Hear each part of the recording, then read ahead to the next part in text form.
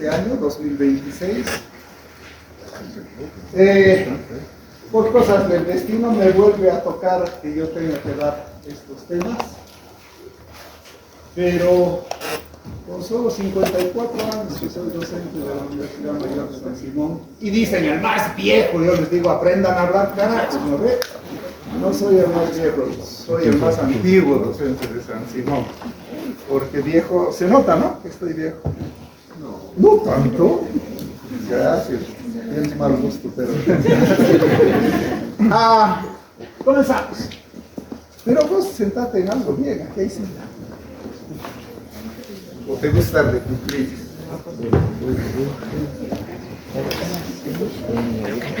Bien. Iniciamos con lo que se llama farmacología básica y clínica. Tiene muy importante significado. Básica porque vemos la parte general y clínica porque vemos la parte terapéutica. Probablemente para el próximo año se divida la farmacología en dos, y una parte en tercero y otra parte en cuarto. No se olviden que tenemos la conferencia facultativa y ya se ha demostrado que ¿cómo le puedo enseñar cómo tratar una enfermedad cuando no saben un rábano sobre enfermedades? O sea, no ven. Entonces, parece que ya van a haber cambios importantes.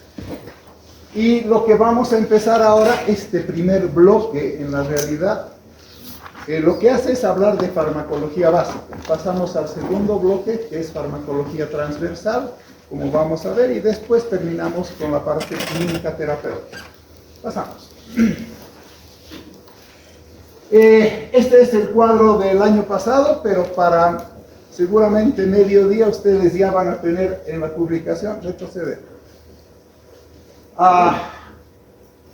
Los temas ordenados por responsables, y como hemos dicho, se llama farmacología general, y esta farmacología general, este primer módulo de la farmacología general, es farmacología y sus alcances, fármacos y sus características, clasificación de los fármacos y grupos farmacológicos efectivos, razonamiento clínico, terapéutica razonada y sus componentes y principios.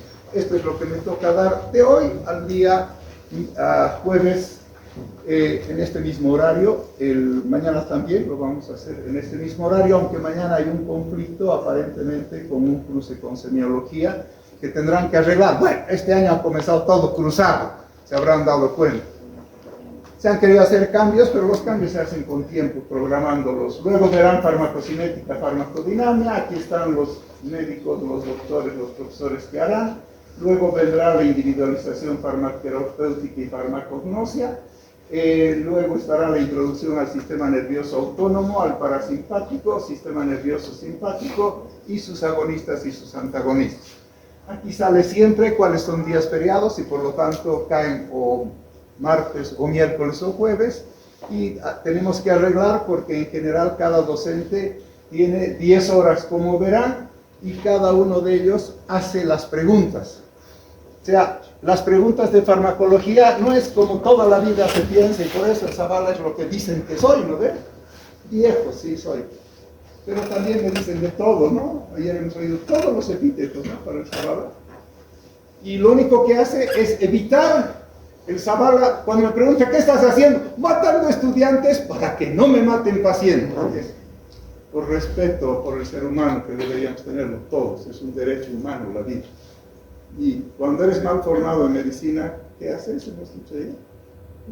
Matas, y he demostrado que matas, ¿no? Bueno, no a ti porque no había llegado todavía. Entonces, yo creo que es importante que se den cuenta que todas estas temáticas deberían llevarse en la realidad en un año. Pero tenemos que hacer para cumplir con un libro de una materia que en todas partes del mundo es la más extensa. Y en todas partes del mundo es la más difícil. Por eso, en La Paz salen buenos cirujanos.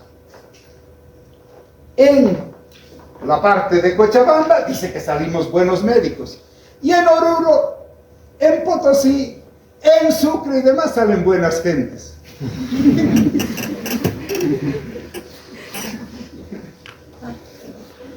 Bien, obviamente no está nada planificado de acuerdo a la carga horaria, docencia y demás, de la farmacología transversal, donde se comienza, obviamente, el síntoma más importante es el dolor, la fiebre, la inflamación, se ve la parte de fundamentos toxicológicos, se ve para esto lo que hay que hacer con analgésicos opioides, luego los antibacterianos en general y obviamente una vez los antivirales y los antimicóticos, que son los que terminan de darse todo lo que corresponde a antiparasitológicos.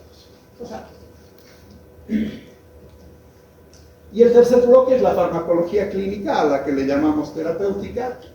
Esta farmacología clínica es la que debería ser dada con mucho más lentitud, mucho más importancia, porque es lo que verdaderamente vas a hacer, dar un fármaco a un paciente que está enfermo. No le das a la estratosfera y demás, le das a alguien en particular, y a eso se llama terapeuta. Entonces, vamos a ver hipertensión, diuréticos, diabetes, insuficiencia cardíaca, hipotiroidismo, hipertiroidismo, anemias, dislipidemias, diabetes mellitus tipo 1, tipo 2, trastornos de la coagulación, asma y por último terminamos en enfermedades de la glándula suprarrenal y enfermedades de las glándulas tiroideas. Las enfermedades prevalentes se da por sistemas, en otras palabras, el tratamiento es farmacológico y principalmente es de las enfermedades más frecuentes. Ya han debido ver, ¿no? El Hans Schüller Christian, ¿han visto? ¿Con qué se come? Dicen ustedes, ¿no?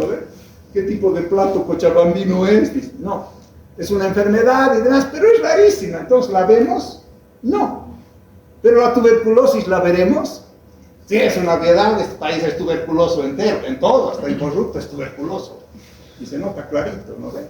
Entonces, habemos todas esas cosas que realmente sean las más frecuentes, a los que le llamamos epidemiológicamente prevalentes.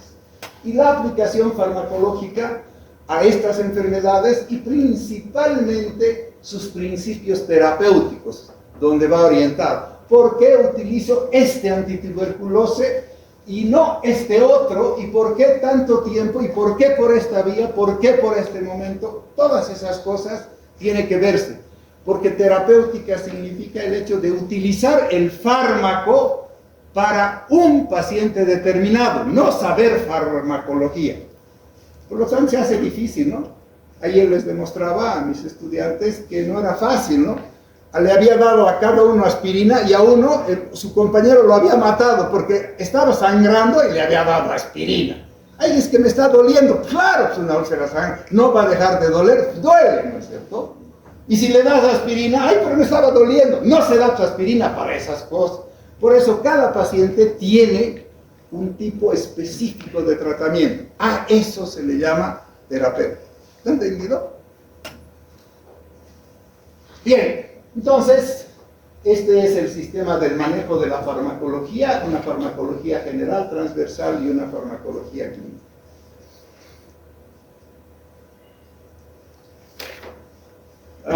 Una de las primeras preguntas el día de ayer era: ¿de qué libro vamos a ver? ¿De la edición 16, de la 16, de la 14? ¿O lo vamos a ver? ¿O lo vamos a ver a su libro? ¿O lo vamos a ver al libro del doctor Calvimont, del doctor Bochechak? Sí, este año vamos a empezar a llevar, aunque he hecho todos los esfuerzos para que los comerciantes que traen los nuevos libros los traigan, me han dicho: doctor, si no hay que usted cree la demanda, no vamos a traer, ¿no ve? ¿Para qué diablos vamos a vender si no hay quien va a comprar? Sí es cierto que ya hay los libros originales, pero en este país ser original es otra cosa, ¿no? Los libros originales no hay y el costo es altísimo, porque obviamente los libros de medicina cuestan harta plata, ¿no? Pero para eso los cubanos aprendieron a cómo se piratean las cosas. Claro, porque tenían hartos piratas en la isla, ¿no? Entonces saben piratear biencito. Entonces, ¿qué es lo que se hace? Ahora hacen y traen los libros que son los pirateados, los traen de otras partes o los pirateamos aquí, típico. Entonces, Ahora estamos manejando la edición 15, ya ha salido el año pasado, a mediados de año, ha salido la edición 16, y ya dije que deberíamos decir que se compre a los estudiantes, que se diga que ya vamos a avanzar, pero ni siquiera sabemos si se justifica o no, por lo tanto habrá una reunión que dirá cuándo, pero sí vamos a avanzar, seguramente para la parte clínica, que es la que cambia, su farmacocinética, su farmacodinámica, los receptores, no va a cambiar, pero lo que va a cambiar son las aplicaciones clínicas. Por lo tanto, para la siguiente vez veremos eso. El libro es obviamente el Bertan-Katzun, que es el libro desde hace muchísimos años. Comenzamos en mi época, hace 60 y tantos años, comenzamos con Liter, que era un libro que lo escribió un argentino y como buen manejador del español, era un libro didáctico de película, pero a los gringos no les interesa la didáctica, y el que traduce le interesa el rabo, no le interesa que le paguen como a muchos de nosotros, ¿no? Hay muchos docentes que no sé si vienen o no a clase, pero le interesa que le paguen, ¿o no? Para eso sí vienen, cobran el sueldo, pero no sé si cumplen con todas sus obligaciones. Lo mismo que los estudiantes cuando van a sus trabajos. En vez de estudiar medicina, trabajan, ¿no es cierto? Y se tiran igual. Y ayer he demostrado que tengo un estudiante, ¿cuántos años? 35 años haciendo farmacología, 17 y 35 años en la facultad. Bien, ¿no? Súper interesante. Entonces, el libro en general es más, porque así decimos, ¿no? El Zavala, el doctor Peralta, la doctora Crespo y el doctor Calvimonte son katsunianos, ¿sí? Y el doctor, en este caso, el doctor Jacobs es Goodman y Hillman. Este es el mejor libro de farmacología que existe, pero es una biblia, entonces, si tienen tiempo, aparte de estar haciendo el cuarto, y algunos hacen el cuarto y el quinto más, y farmacología, bien, cómprense el Goodman Hillman. Les va a alcanzar el tiempo para los 35 años que pueden quedarse estudiando, ¿no? Entonces, esto es los dos libros base. Les llamamos libros guía. Pero hay otro grupo de libros que existen, la farmacología médica, farmacología básica, el Netter, que es una maravilla, pero están realmente desactualizados, pero son excelentes para aprender la parte básica. Y la farmacología y terapéutica, que es uno de los últimos libros de aplicación muy exacta para nosotros, porque eso es lo que vamos a hacer. Farmacología y terapéutica debería ser el nombre de la materia. Bien, ¿cuáles son nuestros objetivos del aprendizaje de la farmacología? Los objetivos del aprendizaje de la farmacología son conocer.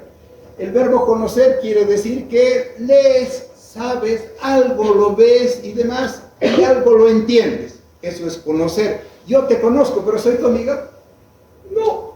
Entonces verás que la profundidad del estudio es la que da estos niveles.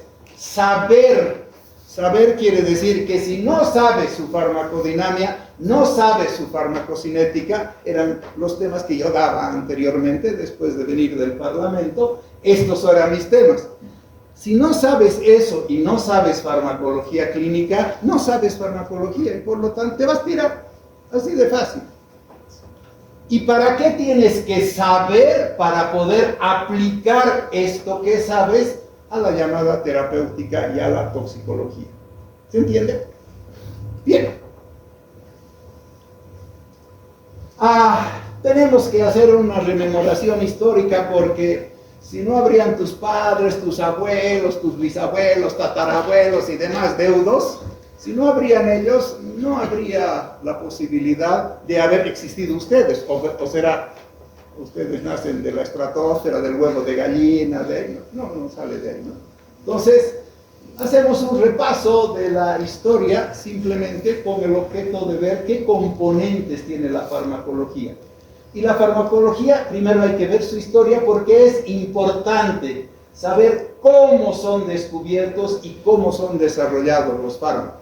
Y por si acaso, aunque es historia, sí aparecen preguntas en los exámenes de eso. Ayer les mostraba, ¿no?, que se van a la luz y compran farmacología, primer parcial, 1916, 17, 18, 19, 20, 21, hasta el del 25. No, ahora hasta los exámenes de segunda instancia, MESE y demás, no, ni por si acaso lo van a tener. Por eso que todos se tiran, ¿no? Nadie pasa de segunda instancia, nadie pasa, porque no circulan. Entonces, aprender de los exámenes no es malo, pero aprender de los exámenes sirve para saber si sabes o no sabes. Das un examen antes de venir al examen y aprendes a si sabes o no sabes. ¿Sí? En mis prácticas, todo el tiempo dan exámenes, todo el tiempo hacen exámenes, todo el tiempo se califican. ¿Por qué? Porque tienen que aprender a dar exámenes. Si no sabes dar examen, estás con problemas. De hecho, el año pasado ha habido un estudiante que ha venido para un solo examen. O sea, los exámenes que comenzamos con los del curso de verano. Se ha sentado, justo por aquí, se ha sentado.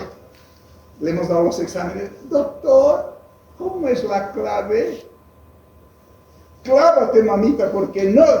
Es que es primera vez que estoy viniendo en 7 años a dar exámenes.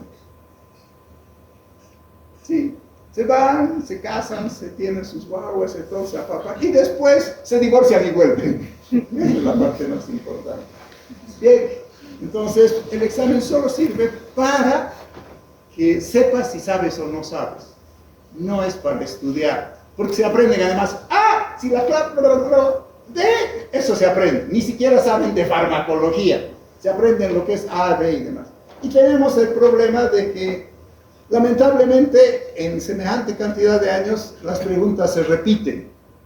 Este año hay el control de parte de la jefatura de departamento de que las preguntas de los exámenes, porque yo le he dado del 16 hasta ahora, no se van a repetir. Todas serán nuevas. Entonces, no se aprendan A, B, C, no les va a servir de absolutamente nada. En el pasado se usaban sustancias de origen vegetal, mineral, animal, para tratar enfermedades, que se les llamaba el lectuarios, como por ejemplo las hojas de digital, la corteza de sauce, de hecho de aquí se saca la aspirina, el fármaco más antiguo del mundo, 5000 años tiene, y los arbustos de belladona, de donde se saca la digital, el fármaco más utilizado en la parte de cardiología hasta hace un tiempo. Hoy día hay mejores fármacos. Hoy en día, nuevos fármacos, la mayoría son desarrollados por grupos de investigadores y principalmente estos investigadores son multidisciplinarios. Ya no hay que los bioquímicos son los que hacen los fármacos, no es cierto. Y luego de esto se tiene que saber los conocimientos de su estructura química. En mi época, el examen te decía, ¿cuál es la fórmula de la aspirina? ¡Dibújela! ¿Cuántos pasaban? De hecho, de mi curso, éramos 800 cuando ingresamos, bien, más altos que ustedes, de lejos, ¿no? Y solo 28 nos graduamos. O sea, se quejan de que el farmaco pasan el 62% solo de los estudiantes. En mi época pasaban el 8%, entre comillas. Entonces, verán que no es fácil. Y por lo general se utiliza algún tipo de la llamada hoy pantalla biológica para seleccionar. Esta molécula me sirve para entrar a esta otra estructura química y al volverse unión, quiere decir biofase, interacción, en ese momento hay la acción farmacológica y se produce la actividad farmacológica que da el resultado. Históricamente, 1783, verán que es hace muchísimos años, aparece don François Magendie, que es un filósofo en la realidad, aunque es, como dicen, ¿no? Fisiólogo. ¿Qué es fisiólogo? Aquí, facultad de fisiólogo, el que sabe cómo funcionan las cosas de nuestro organismo. Ese es el que hace eso, ¿sí? Y ese fisiólogo lo que hace es agarrar y ver los hechos, y hechos de por sí son la base de la ciencia.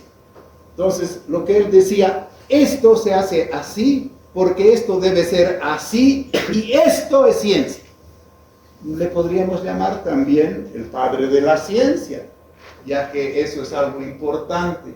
Y los procedimientos experimentales con animales, que son obviamente los campos de prueba, no se hacen pruebas en los seres humanos, excepto si estás condenado a muerte, que te maten farmacológicamente, más lindo que la silla eléctrica, ¿no es cierto? Y de hecho también se hace eso, pides vos en la forma de morir, entre comillas. En la silla eléctrica es diferente, no pides nada, te hacen nomás. Chicharrón te vuelven y te dan en el kilómetro 6. Claude Bernard, 1813-1878, trabaja en el laboratorio de Magendie e investiga un producto importantísimo. Porque, ¿qué hacían?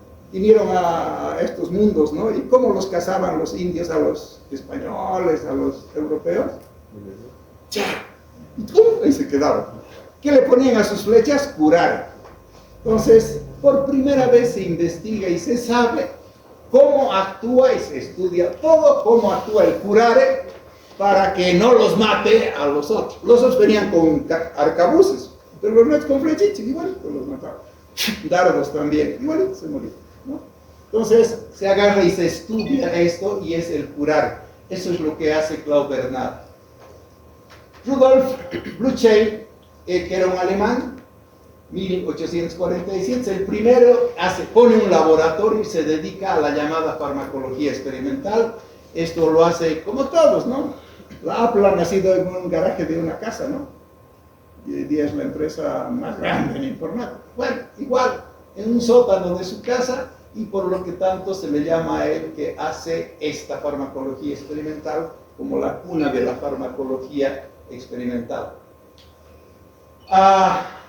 Oswald Smith Miderberg, lo que hace, también es alumno de él, y lo que hace, crea el primer instituto de farmacología en Estrasburgo, pero en esos tiempos Estrasburgo pertenecía a los franceses, no a los alemanes. Como ha habido Primera Guerra Mundial, Segunda Guerra Mundial, todos se han comido todo, igual que Bolivia, ¿no? Atacama es boliviano, será chileno, y así, ¿no? Lo mismo. Ahí, igualito pasaba, solo que nosotros 1000 años después o 2000 años después lo hacemos, ¿no? Ya se peleaban los años anteriores, lejos, y crea el primer instituto y se convierte esto en el primer lugar donde va gente a estudiar. En aquellos tiempos las universidades apenas sabían sobre el tema y se convirtió en lo que se llama la meca de la farmacología para los estudiantes. Lange y Sir Henry Dale, lo que hacen fueron los pioneros en la farmacología y estudian ya todas las acciones en el sistema nervioso central. No se olviden que el curare actúa paralizando al individuo, pero lo paraliza en el sistema nervioso periférico, no actúa a nivel central. Y una vez que se ha hecho esto, se estudia todo lo que ustedes saben de fisiología, fue estudiado en profundidad gracias al acto de Langley sobre la neurotransmisión. John Abel da la primera cátedra de farmacología en Estados Unidos, obviamente tenían que ser los primeros los gringos, no puede ser diferente. Claro que también las estupideces de este mundo, ¿dónde se hacen primero? En Gringolandia también, ¿no? Gringolandia por Disneylandia. Y John Hopkins, que sigue siendo una de las universidades más famosas del mundo, cuyo nombre lleva la Universidad Johns Hopkins, se lo considera el padre de la farmacología a nivel de este planeta. La Segunda Guerra Mundial, como toda guerra significa para hacer mejor muchas cosas, pero para eso nos matan, ¿no? Para que funcionen mejor los autos, por eso inventan los tanques, y para que los aviones, por eso inventan los bombarderos, y si no, no hubiéramos avanzado. Las guerras dicen que dan avance, pero es produciendo la muerte de los seres humanos, entre comillas, lo típico, como está sucediendo ahorita en Medio Oriente y en todos lados. Aparece un nuevo medicamento que lo descubren lo producen y lo descubren los animales, el Pervitin, y los aliados, claro, si ellos descubren algo, nosotros tenemos que hacerlo también, no se quedan así nomás. La bencedrina, famosísimo fármaco, que bueno, ambos han desaparecido porque eran demasiado básicos, y presentan una capacidad importante, analítica, y sobre todo, cómo producir fármacos de tipo sintético. todos los fármacos, ya nuestros antepasados, los incas, hace 40.000 años, ya sabían qué usar, porque ya utilizaban fármacos. Si hacían trepanaciones de cerebro y el paciente vivía, ¿no ve? ¿Cómo no van a usar? Y bueno, el que no sabía utilizaba alcohol y le daba anestesia a su paciente, como muchos de ustedes, ¿no? Después de la chupada, bien anestesiados terminan, ¿no? Bien, en su química tenemos que ver su estructura, que es la característica del mecanismo de acción. Cinética es la parte de la concentración y el metabolismo está determinado por la química del fármaco, y hay una relación estructura-actividad, y esta relación lo que hace es acentúa o disminuye los efectos farmacológicos y a menudo proporciona pistas sobre el mecanismo de acción. Para que haya un efecto farmacológico tiene que haber un efecto de acción, y este efecto de acción podría ser cero. A ese cero le llamamos placebo. Te doy el medicamento para investigar, pero no te produce acción, pero podría ser que tenga un mecanismo de acción, ¿sí? Por ejemplo, puede ser placebo, ¿no es cierto? ¿A cuántos pacientes yo personalmente se he administrado? Se estaban muriendo de dolor. Te voy a poner el fármaco más potente. Le ponía agua destilada y el paciente, ¡ay, gracias, dolor! Estoy libre del dolor. Eso se llama efecto placebo y se utiliza a montones en el acto médico. Claro que hay quienes cobran por eso, ¿no? Los corruptos de siempre existen, entre comillas. Estas fuerzas pueden ser reversibles o irreversibles gracias a que tenemos los llamados enlaces de Van der Waals. Todo este tema lo van a ver en profundidad. Estamos haciendo un toque bien amplio sobre esto. Y si son los enlaces covalentes, como por ejemplo los organofosforados, actúan y nunca se salen del organismo. Sitios de acción es el lugar donde nosotros vamos a trabajar sobre los objetivos de acción. Si hay que trabajar sobre el páncreas, ¿qué tenemos que hacer? Un fármaco que vaya y se absorba, actúe y haga sus cosas en el páncreas. No vamos a buscar que tu pelo se caiga, ¿no ve? Bien. Farmacodinamia lo vamos a ver en general. Este es un grupo de fármacos que actúan sobre el cuerpo. La farmacodinamia estudiamos cuánto está concentrado el fármaco y qué efectos biológicos produce. En la mayoría de los fármacos hay que saber siempre qué es el sitio de acción, qué mecanismo tiene de acción y en qué órgano, en qué sistema va a actuar. Y también en qué tejido, obviamente, aunque es más difícil, ¿no? Porque, por ejemplo, el tejido hepático no es un solo tejido, son 10, 15 sistemas de tejidos que actúan. ¿En qué cuál sitio actúa? Hay que estudiarlo. Y el efecto farmacológico puede estar localizado en el cerebro, en la unión neuromuscular, en el corazón, en el riñón, en cualquier lado. ¿Tus uñas pueden tener efecto farmacológico? Claro, algunos tienen uñas con hongos hasta en su alma, ¿no ve? Entonces, sí, pues, pueden tener, entre comillas. Bien, hoy a menudo los mecanismos de acción están descritos en bases y hoy día se habla de la farmacología molecular. ¿Qué significa farmacología molecular? Que ya no estudiamos que actúa sobre el hígado, no.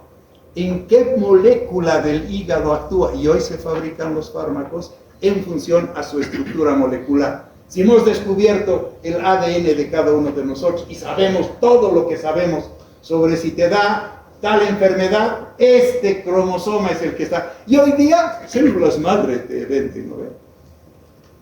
¿Qué son esas? Son células que producen estructuras de acuerdo al código genético que tienen.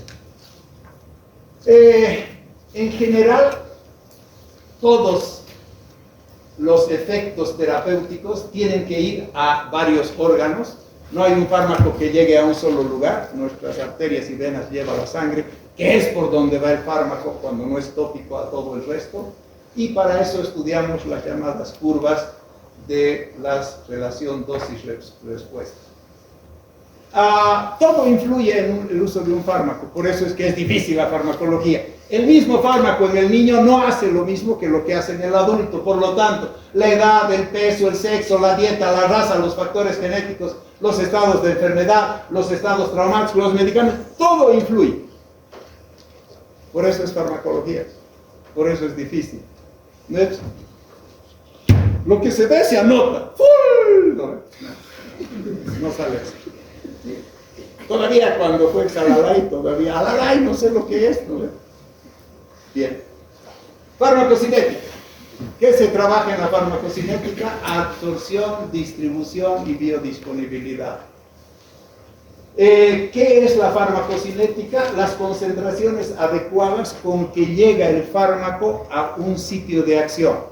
Para que llegue el fármaco hay farmacocinética. Para que el fármaco produzca una acción hay farmacodinámica, lo que acabamos de ver. En este caso, estas interacciones, la absorción, la distribución, todo esto nos lleva a que el medicamento o se biotransforma, o se excreta, o actúa o deja de actuar, y a su concentración X en ese sitio de acción. A la concentración X produce toxicidad, a la concentración esta produce acción farmacológica, y a esta concentración, esta acción farmacológica, a esta otra concentración, a esta otra acción farmacológica. O sea que tienen que aprender dosis. Y además tienes que aprender por qué vía entra. Y así sucesivamente. O sea que por eso farmacología es fácil. Farmacología se inicia con el doctor Quesada y al poquito tiempo aparezco yo, ¿sí? Y no había quien quisiera dar farmacología en esta universidad. Nadie quería dar farmacología. ¿Por qué sería? Porque había que dar examen de competencia y había que demostrarse que sabes, ¿no? Y conseguir los evaluadores no habían tampoco, porque nadie era fármaco. De hecho, con nuestra generación, mi generación, ni siquiera el doctor Quesada hizo farmacología, por si acaso, o sea, no aprendió farmacología. A mí sí me tocó aprender farmacología, y fuimos los primeros que sí manejamos farmacología, y no manejamos el uso del medicamento de acuerdo a lo que te diga el visitador médico. La diferencia es enorme, ¿no? Porque el visitador médico, ¿qué te da? Lo que te quiere encajar la casa comercial. Y los corruptos más grandes del mundo son las empresas farmacéuticas, que te venden fármacos y habrán visto COVID y habrán visto vacunas y demás, ¿no? Y los costos y demás. Son el fraude más grande de la historia. Por eso, seguramente para el próximo año, farmacoeconomía va a aparecer, porque van a ver que ya los libros traen farmacoeconomía. Que no la vemos es otra cosa, ¿no? Pero porque necesitan saber eso ustedes, para que no se dejen mamar. Bien.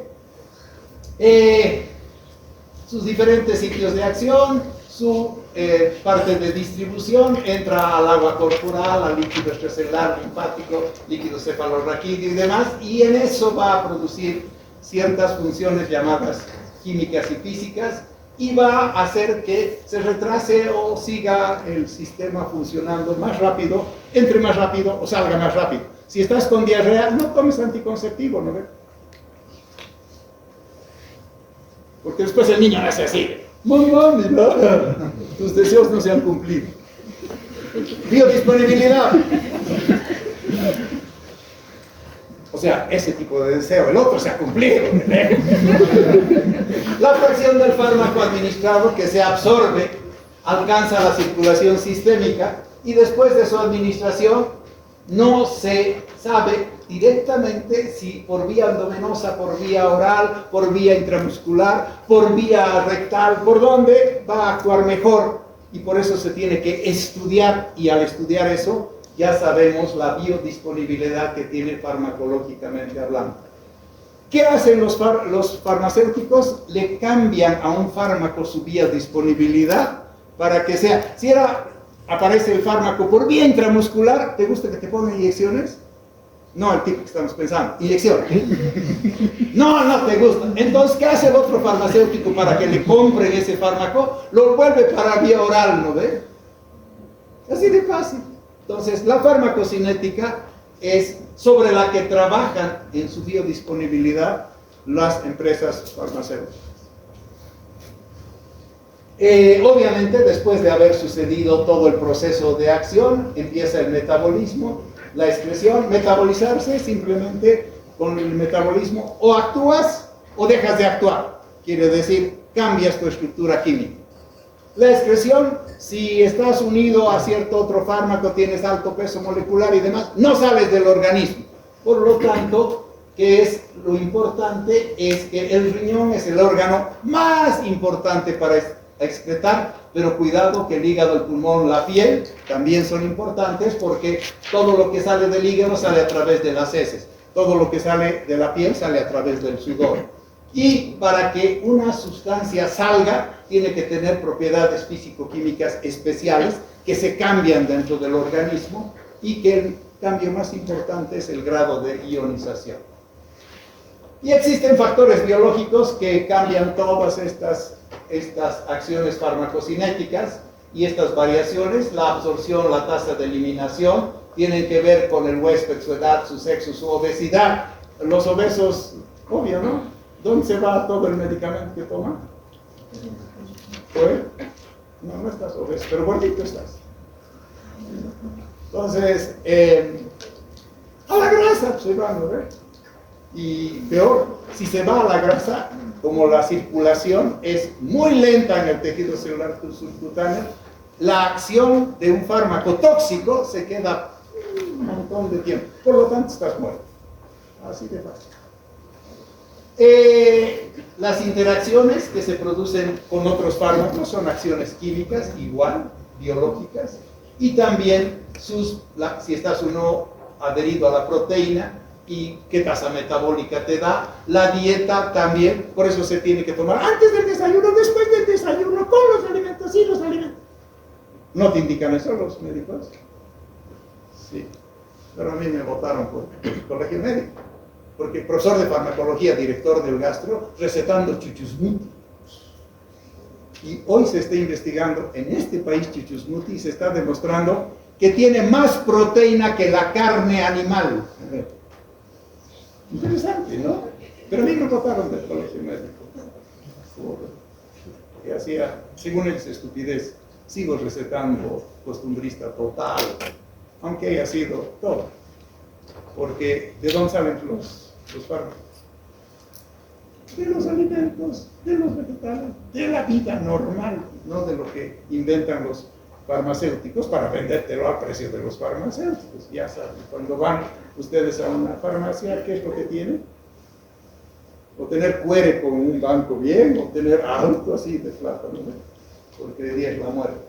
Y el régimen de dosificación, y cuántas veces, cómo lo tienes que usar, pautas de dosificación, es la parte fundamental de la farmacocinética.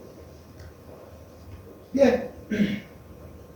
¿Qué hace la farmacología clínica y terapéutica?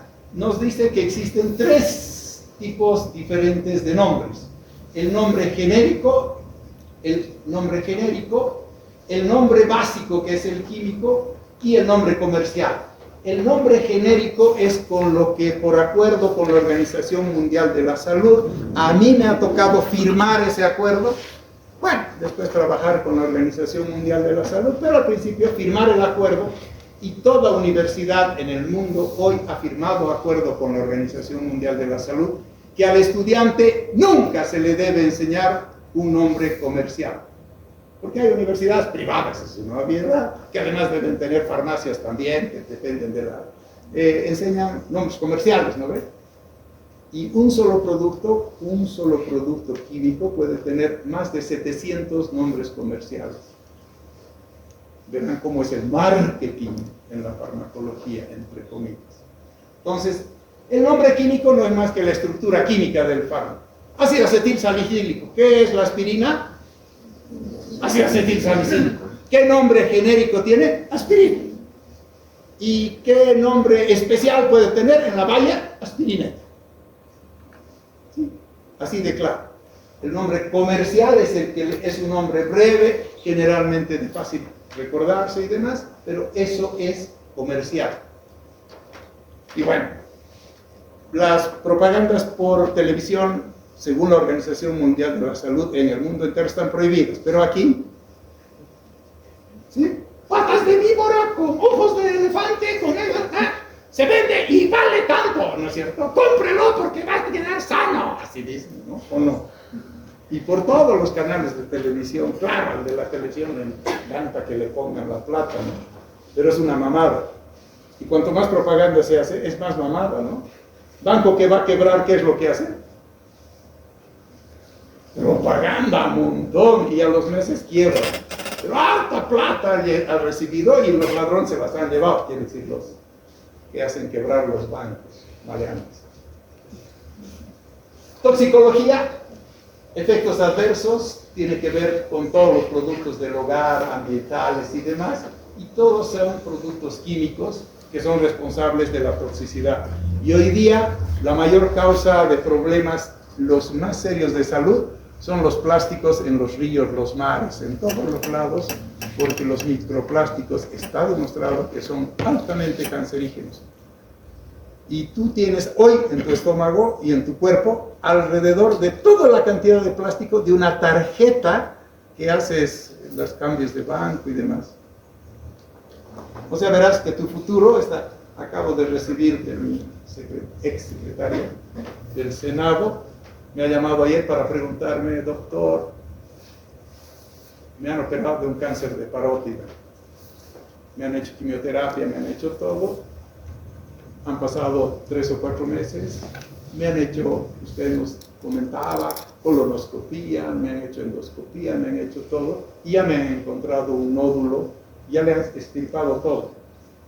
Imagínate cómo será, ¿no? Que te saquen toda la parótida. Ya tengo metástasis y demás. Usted, que ha sido mi jefe, mi todo, ¿cuánto tiempo voy a vivir? Y tiene 2 seres queridos todavía, su hijita y su perrito, que es más que su hijita, ¿no es cierto? Entonces, yo le he dicho, bueno, te queda tanto tiempo de vida. Gracias. Lo llamaba justo por eso. Porque sabemos lo sincerote que es usted. Al pan, pan, al vino, vino, lo Dios a Dios y lo que es del César al César, ¿no? Eso será lo más importante. Y no tiene más de 38 años, ¿no? O sea que dentro de poco ya van a estar ustedes en unos.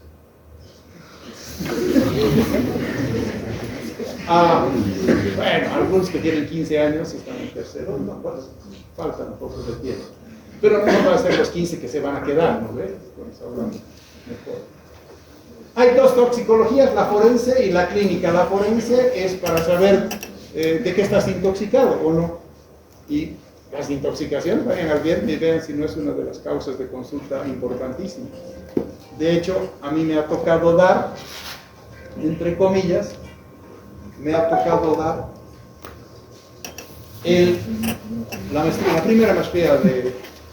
la primera maestría que se ha dado sobre toxicología, ¿no?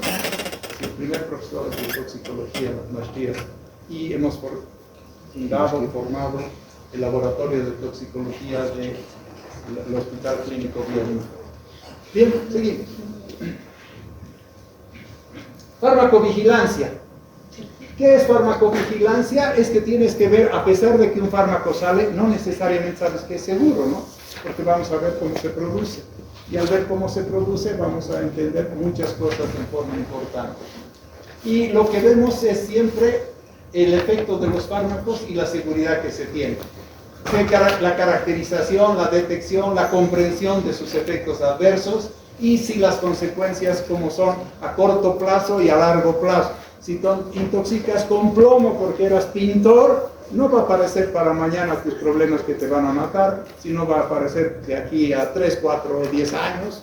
Entonces todo eso lo estudia la toxicología a través de la farmacovigilancia. Ningún fármaco está libre de efectos adversos, ni el agua. Ayer les comentaba, ¿no? El primer muerto del récord Guinness es el que tomó la mayor cantidad de agua en el mundo, ¿no? Hizo el récord Guinness. Pero al ir a recibir su premio del Guinness, se muere. Porque nadie sabía que se intoxicó por agua. Y la intoxicación por agua mata. Porque es una obviedad, ¿no? Todos los electrolitos, todo lo que hace funcionar tu organismo se diluye, por lo tanto, no actúa. Farmacocinética se llama. Entonces, si no sabes eso, ¿cómo es posible que semejante institución haga un concurso donde la persona puede morirse, ¿no? Y se murió. Entonces, hay que tener mucho cuidado con estos, porque todos los fármacos tienen efectos adversos. A veces muy sencillos, a veces muy graves, pero también en muchas ocasiones son mortales. De hecho, ¿cómo se asesinaban a los reyes antes y demás? Con venenos. ¿Qué es el veneno? Un tóxico, nada más, fácil, ¿no? Los efectos secundarios, hay que saber cuál es el efecto principal y por lo tanto todas estas cosas sí son predecibles. ¿Qué quiere decir predecible? Que se puede saber de antes, porque la que hace los récords Guinness no sabía que el que iba a intoxicarse, a tomar agua en la cantidad más grande del mundo, se iba a morir. Es algo. Yo, si hubiera estado ahí, hubiera pedido una indemnización de $300 millones, ¿no? Porque es algo no concebible. Pero como es en Gringolandia, no pasa nada. Que se muera uno más. Además, si es latino, mejor. Y si es negro, mejor todavía. Ya no se necesita ir al luto porque ya está de negro.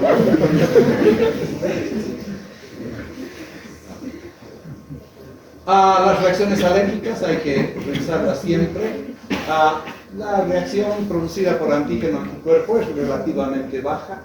Las alteraciones sanguíneas pueden ser graves y las que mayormente son mortales. Yo tengo, desde que somos profesores de farmacología, tengo registrado 7 médicos muertos porque ellos tomaron el cloranfenicol, ellos se dosificaron, nunca aprendieron farmacología y obviamente se intoxicaron y les dio a granulocitosis, anemia plástica y se murieron. Y algunos de ellos, muy buenos colegas en su especialidad, ¿sí? Pero se murieron porque tomaron los medicamentos que no debían tomar, en la forma que no debían tomar y demás. En el mundo está prohibido el cloranfenicol, ¿sí? Pero en este país todavía se ve. Sí. Lo que en el mundo no pasa, aquí pasa, entre comillas.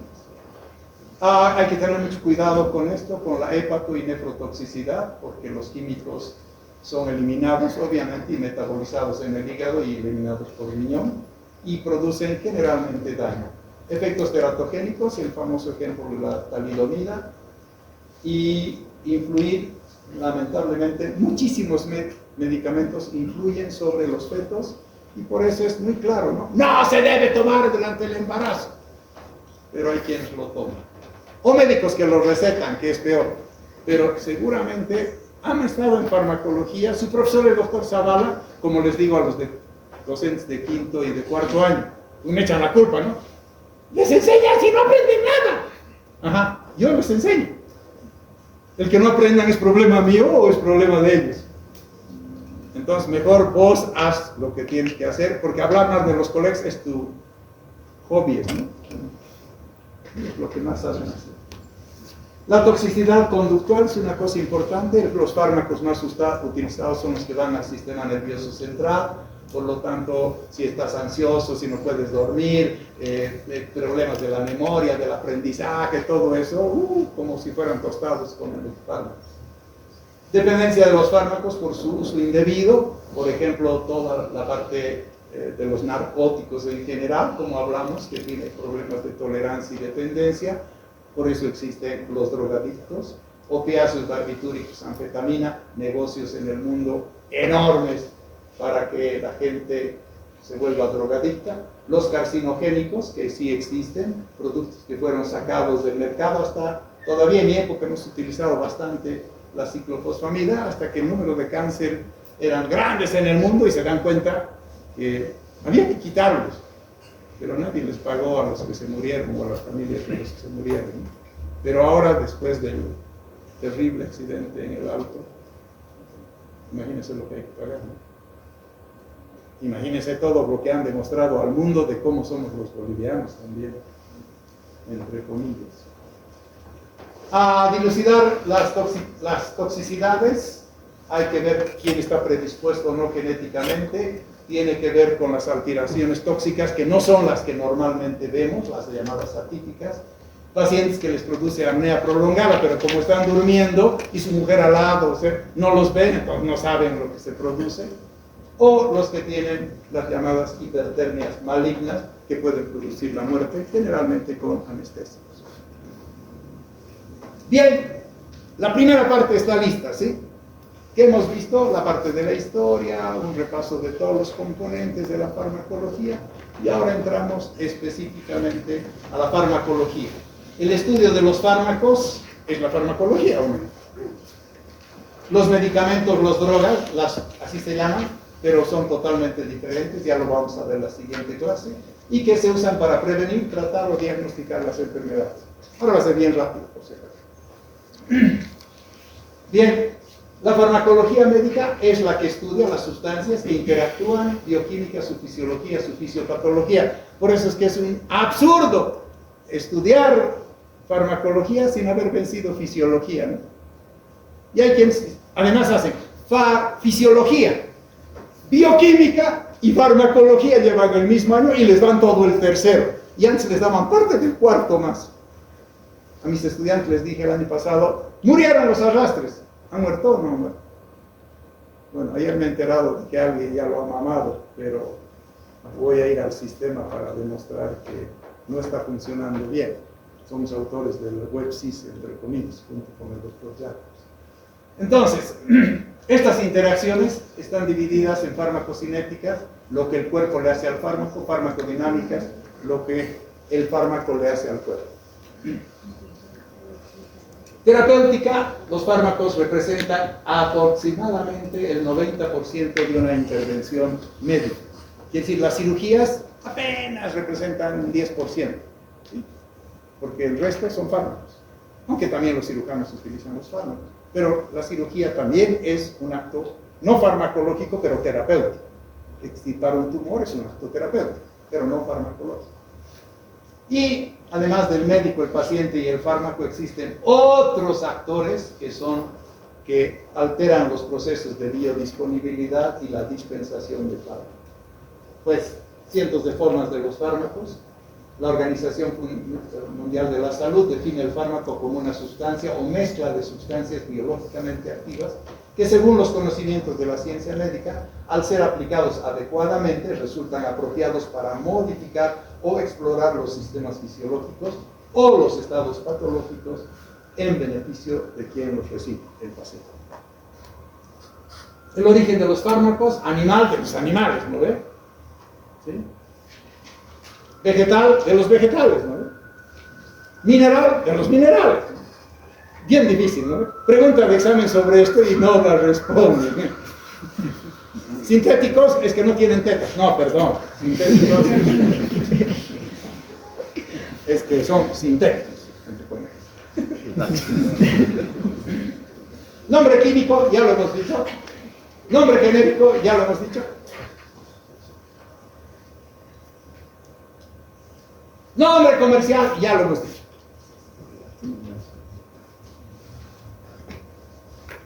Las etiquetas pueden venir con el nombre comercial, este producto, el famosísimo Avastatin, y que no es más que el Bevacizumab.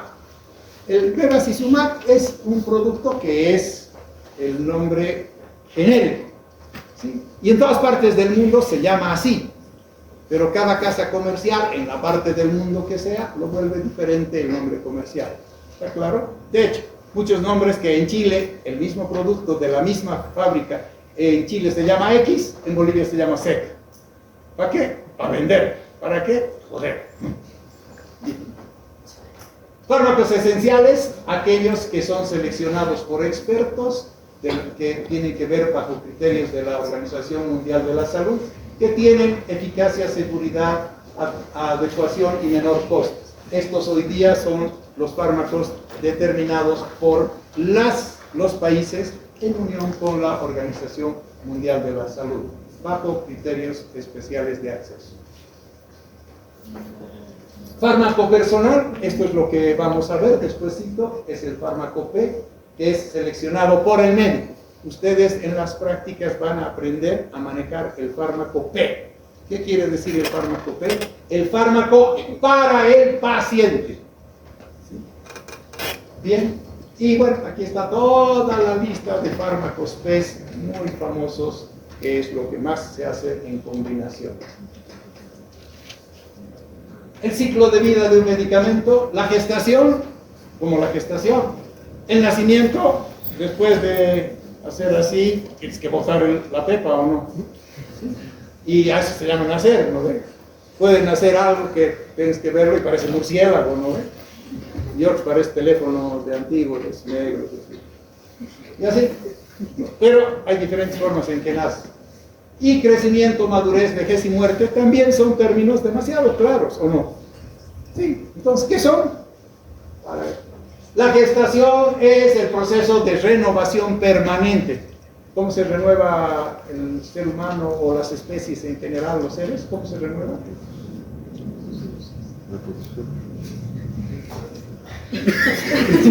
¿Así se renueva o no? Bueno, hay, el Kama Sutra dice. Y hay 4 fases: la primera fase, segunda fase, tercera fase, una en que se hace la monografía, que por si acaso para el 2000. Porque si el fármaco no es rentable, como las películas, ¿no? Se lo quita. Y este fármaco se llama muerto. Bien. Se hacen los estudios clínicos, todas las otras cosas. Siguiente.